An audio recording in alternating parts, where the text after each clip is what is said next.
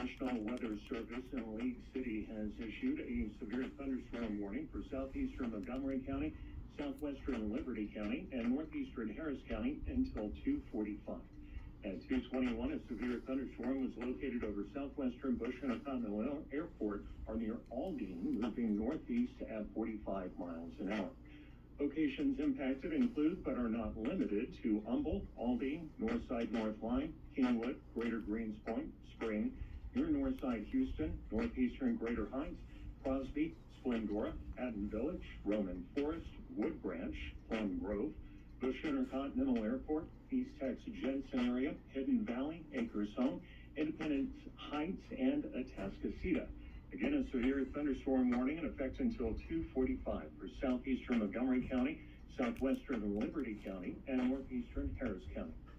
This concludes this broadcast of the Emergency Alert System. Stay tuned to this station for